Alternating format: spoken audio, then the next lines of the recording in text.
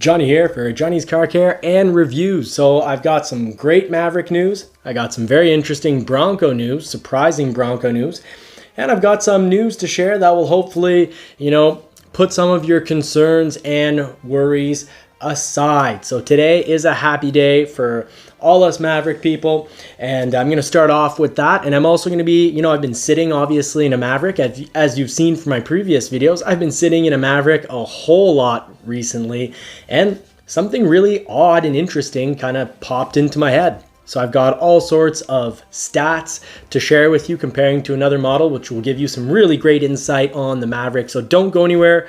Press that like button and please subscribe to the channel. It does help feed a poodle, not a pedal, sorry, a poodle. So let's just jump right in and talk about the hybrid news. Dan Stern, I believe it is, shared his window sticker, or he at least shared Maverick Truck Club's news. Someone put their window sticker right on there. They're an October 25th build. So that's fantastic. The EPA numbers are on there. And what did those EPA numbers end up telling us? Well, we've got a combined 37 miles per gallon. I think we mostly expected that. However, Ford had been talking about 40 miles per gallon in the city, and I thought that people would mostly get probably somewhere between 43, 44, maybe 42, depending how you drive. Well, the test comes out at 42 miles per gallon in the city, which makes me really think that we will be able to get, without an incredible amount of effort, just driving reasonably, not annoyingly, I think we'll get 44, 45 miles per gallon.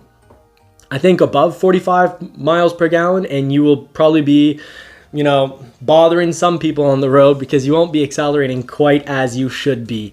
But then again, I've driven hybrids before and I accelerated relatively normally, and then I let off the pedal, and that helps recharge the battery. So that's not a bad way to drive a hybrid, and you can still get good fuel economy by being not, pedal to the metal, but, giving it a little bit of pedal and accelerating in a way that doesn't bother everyone behind you. You don't have to be a menace to society to get, good fuel economy out of the Maverick. I'm convinced of that. And, I've driven regular hybrid escapes before. I've driven the plug-in hybrid escape. I've been putting aside that work, but I've got great footage and I need to get that ongoing. But there's been more interesting things popping up. And sorry about Winston, his mom just came home. Marie-Pierre is home, so he's gonna go greet her. And for the highway, 33 miles per gallon. So to put things in perspective, 33 miles per gallon, if you're doing, let's say, 90% highway driving, and you wanna get your Maverick sooner, well, you might wanna just get an EcoBoost. Most models at Ford, 2-liter EcoBoost, you gotta pay more to have that. It's standard on the Edge, but on the Escape, it's a charged, it's a motor that they charge extra for. And it's not easy to get either. They used to just hand it out on the SE and it was no big deal. And well, now you gotta trim up, pay up, and dish it all out to get that 2-liter. Why? Because it's a great motor. It's also on the Lincoln Corsair, and it's just fantastic to drive, and it's relatively good on the highway. You might not get 33 miles per gallon on the highway, but you'll probably get pretty close. So just to sum up, 37 mile per gallon average. EPA numbers, 42 miles per gallon in the city, 33 miles per gallon on the highway. I definitely think we're going to get more in the city. I know I will be able to, not a problem. I even think Marie-Pierre, who drives differently than I do, anyways, I think she'll be getting about 44 miles per gallon. Now, so the party started for the hybrid Maverick, and what does this mean for the rest of us that don't have build dates? Well, I think it means things are, they're going to go back to assigning build dates. Marie-Pierre and I had our July 17th order passed by, about a September 18th or 20th order. And, both XLTs, both Area 51s. She has Lux package. The one that passed us had spray and bed liner and a hitch. And we got passed, but I think now there's hope that... I think December is pretty much allotted, but we'll find out if that's the case probably tomorrow. And if not, well, we're keeping our fingers crossed for January. And I'm thinking for the rest of us that don't have build dates, well, I think this means the ratio between assigning EcoBoosts as builds versus hybrids. We understand they've been assigning a whole lot more EcoBoosts than they have hybrids, about 2 to 3 times more EcoBoosts than hybrids. And at first they were kind of just assigning them a little more evenly. And that's probably because at first they didn't think they'd have these issues. But whether it was supply, honestly, I think it wasn't just EPA numbers. I think it was maybe a bit of supply issue as well for the hybrids. At least that's my feeling. Definitely, we know it's EPA numbers. We just finally got them on a window sticker. And, when I went and tested them out in Quebec City, well, of course, there's no EPA numbers back in September on those test mules, those test Mavericks, but now we've got them. They're out. I reviewed the window sticker. That is definitely a legit, real window sticker. It does not look fabricated, so I believe it. And it means, in my opinion, that they're going to start allotting a higher ratio, a higher percentage of builds to hybrids. I don't think it's going to be 50-50 quite yet. But what I can say is things are moving really well for the Escape plug-in and Escape hybrid. Dealers are getting quite a few. My local dealer has actually received a lot of Escape plugins. It's going extremely well. They're just, this week, my brother, I believe, received 2 in the same week.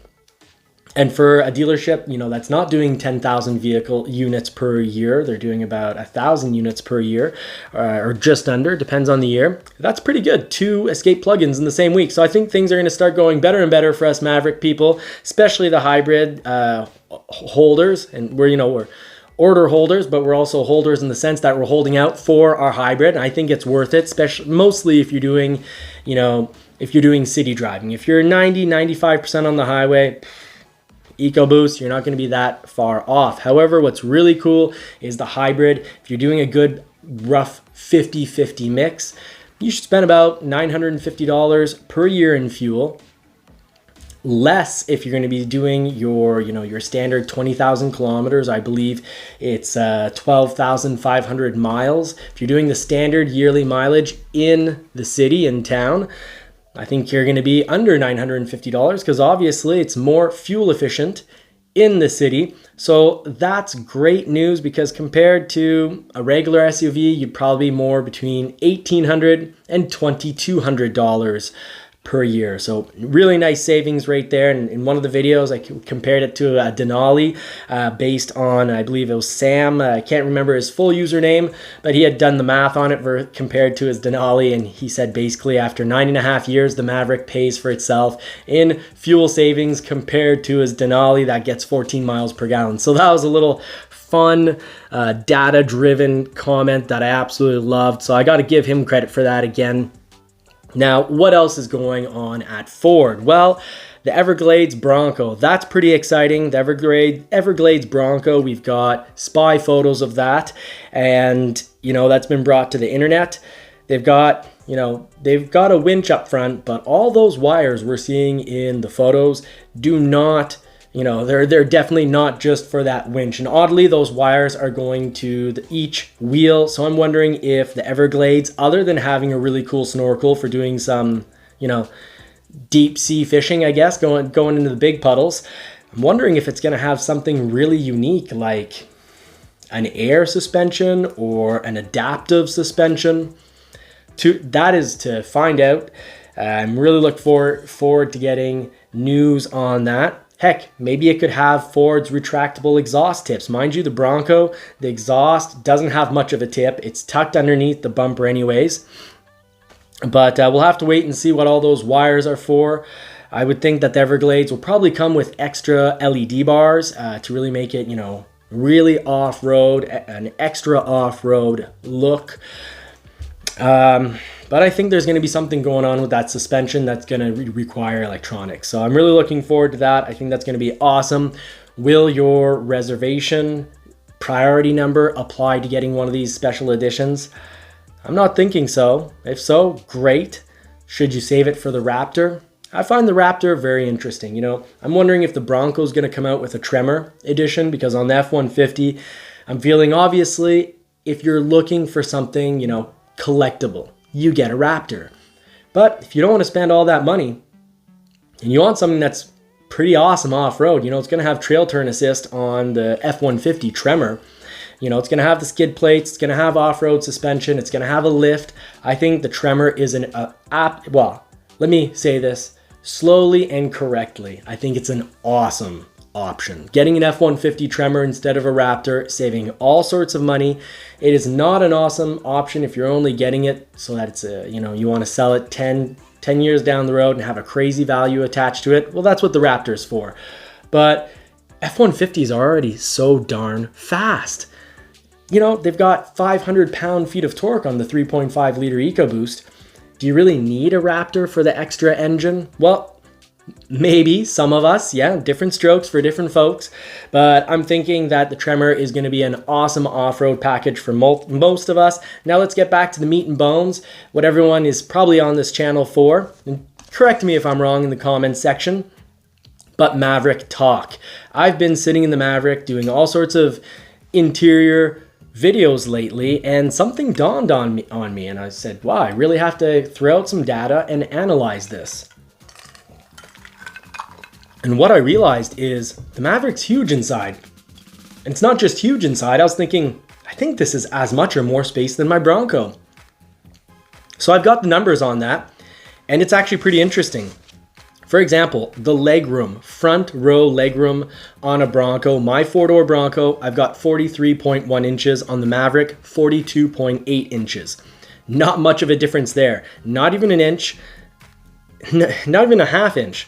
It's incredible. Second row, this is impressive. 35.7 inches of second row legroom on the Bronco four-door, 35.9 for the hybrid Maverick, and the 2-liter EcoBoost, 36.9. So on the 2-liter EcoBoost, more than an inch of extra legroom on the second row Maverick. The second row of the Maverick, it hit me when we fit 3 men in there, and I was like, holy smokes, this is big. This is news.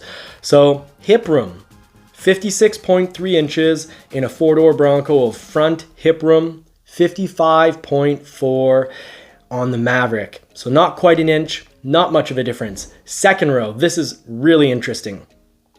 Bronco, second row hip row, 43.3 inches, 54.1 on the Maverick. So tons of space. Second row Maverick. Shoulder room in the front on the four-door Bronco, 57.1 inches. And actually more on the Maverick, 57.3. So interesting. More room on the Maverick in certain categories. And shoulder room, second row on a four-door Bronco, 51.8 inches versus 55.6 on the Maverick. Simply put, the second row on the Maverick is huge. It's bigger than a four-door Bronco. And of course, Ford's not going to come out and make a commercial on this or publicize it saying, hey, look, the Maverick's huge because it's more than the Bronco, because they don't want, Bronco guys getting all disappointed, or worse, assuming that means it's small in the Bronco. And let me make this clear. Second row seating. I was in there after a wedding because I was no longer fit to be the driver. And the second row, I had my buddy beside me, and we had plenty of room. We were nowhere close to touching each other. Nothing weird. We felt very comfortable. It was really nice. We just chilled out in the back seat. Kind of felt like we were hanging out in the living room. And headroom on the Bronco, 40.8 inches. Headroom on the Maverick, 40.3. So a big, huge four-door Bronco, and what visually from the outside looks like a small little Maverick. Maverick wins out in certain sections in regards to space, barely loses out when it does. And this is why I've been calling the Maverick the reasonably sized truck. It's like when you live in a mansion and you get to a certain age and you realize, why do I need so much house? And you get a bungalow because that's what works. The kids aren't there anymore and the bungalow works. That's called the reasonably sized house. Well, this is the reasonably sized truck. I think it's going to help, save America, save Canada. It's good for the environment. Heck, Ford's using 1.2 billion plastic bottles, reusing them. They've got, fibers from the carpets in the plastic moldings, and the new Blue Oval factory, besides creating 11,000 jobs, which is awesome. That's A1 in my books. They're going to be a zero waste factory. So they're going to use everything that comes into the factory. They're going to use it all up. So that's really cool. Let's carry on with the news. Ford has put out a patent for a retractable exhaust tips. So that's cool. F-150s in the future will become more off-road worthy with retractable exhaust tips. Who knows what model that will get, but obviously the best goes to the top models first. So that'll probably be, Raptor, and then maybe hit up the Tremor, and then maybe one day, after it's been out for a generation or two, it'll come down to the FX4 package. So that's up and coming news. 2022 Bronco owners.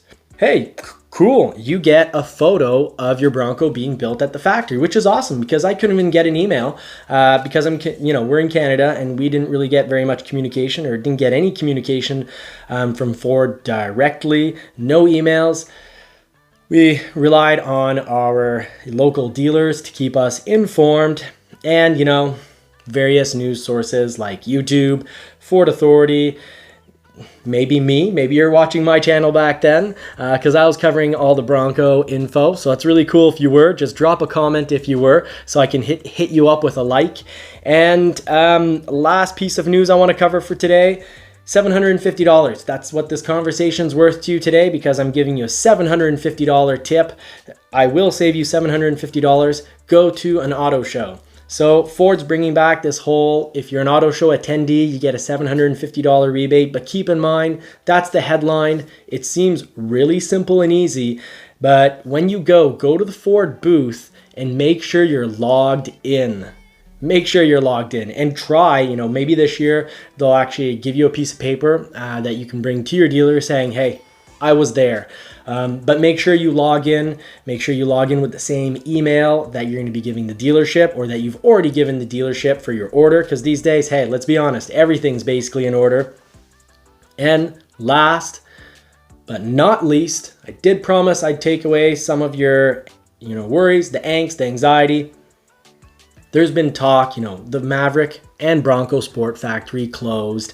There had been talk that they'd close. People worried about how long. It ended up being, I believe it was the 11th and 12th of October. So it was 2 days of closures. Now they're talking about the auto industry being hit by a magnesium shortage because of I believe it's like 50 factories in China. 37 of them have been told to close down, which is odd because we need magnesium for the automobile industry. Thankfully, the United States can hopefully kick up their magnesium production because we need it for, not just Ford, vehicles in general.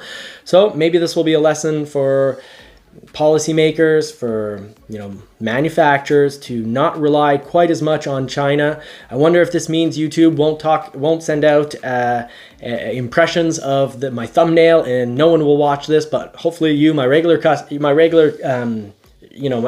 community, the gang, the crew, whatever we want to call ourselves, the Maverick and Bronco patient people, hopefully you'll get this video. But hopefully through all of this, we've learned that a lot of this has been an issue with containers, microchips first of all, and containers coming in from China and not getting unloaded because at the ports there's empty containers, and basically those ships were saying, hey, we're only going to unload our containers if you have containers to give us. Well, we didn't have containers to give them. Our factories were closed. So that created all sorts of problems. Chip shortages created all sorts of problems. So let's see what happens with mining, if there's policies to, slow things down, because at some point it's kind of ridiculous that, of course, it's the normal system. The highest bidder gets the product. But if crypto keeps going up, there's more and more interest in getting more microchips to do more mining. And at what point are we not just going to run out of microchips? What point are we going to have issues with not having enough electricity? And how do you distribute electricity? Do you tell people, well, you can't afford it, it's 3 times the price now, you get no power this month? We'll have to wait and see, but hopefully we make some progress on this. We all want the economy to go strong. We all want, our jobs to continue. So hopefully this gets all worked out, and I'll try to keep the news going through the perspective of, car ownership, buying and advice and whatnot. So I'm Johnny from Johnny's Car Care and Reviews. If you've liked this so far, please like and subscribe. And until next time, I wish you all more cars and more power. And I do hope you get to put the pedal to the metal on your new Maverick or Bronco very soon. Have a great week.